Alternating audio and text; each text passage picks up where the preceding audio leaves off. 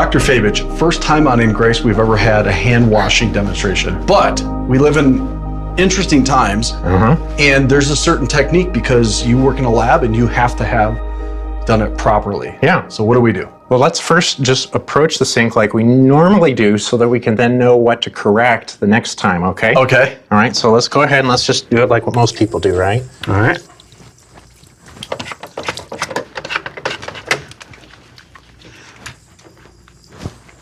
Okay. I don't know if you've been counting. I'm singing happy birthday. Happy birthday. That's good. That's very good. Yeah, okay. And then you got your paper towel over here to take. Okay. Now, Okay, so I feel like I've really done a good job. I have nothing left on my hands. Okay. Except for my hands. no, very far from it. That was about 7 to 8 seconds. The average person only washes for 7 to 8 seconds. Okay. So you got to go 3 times as long to reach that 20-second mark. But the other thing is with regard to what we did with our hands. That's where I think we need to get some real teaching here. Now, we need to first identify the parts of our hands that carry germs the most. Got it. You know, when you shake hands, you're going to expose the palm. Okay. Right? That's no big surprise, right? But then there's also germs in between our fingers, all the way to the webbing, all the way to the very tips in between. We've got to get on both sides. And then the one that most people don't do is going like this with moving your hands back and forth to get rid of the germs nails. underneath the nails. Wow, okay. There was a report, and it was absolutely frightening how many people got infected from nurses that didn't wash their hands right because the germs were under their nails.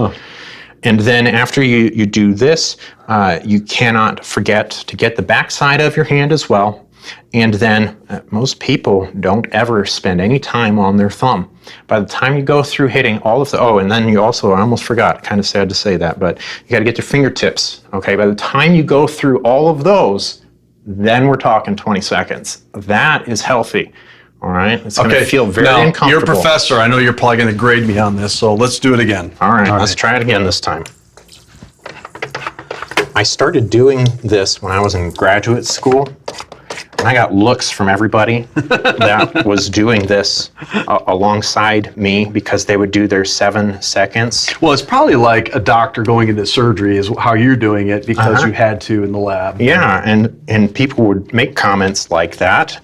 And I just kind of thought to myself, well, I'm working with a class 2 pathogen. I'm going to get sick if I don't wash my hands vigorously all of the time. Okay, now I'm going out of order from what we talked about. But as long as you accomplish everything. Yeah, you got to make sure you get every single one of them here. All right, and this can be life-saving, okay? I usually typically do a few extra just to be sure, and then that should have been at least 20 seconds. And so it's not so much the quantity of the 20 seconds as much as it is the quality, making sure that you get every surface of your hand.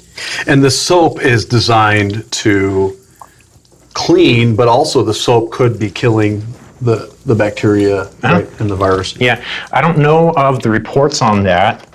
I've been looking, trying to keep track of this coronavirus, and I have not seen any scientific evidence about that, but I know it's out there for everything else.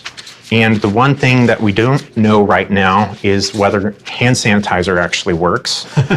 And well, my wife sent me with a lot of that on this airplane flight, so I'm hoping it works. Yeah.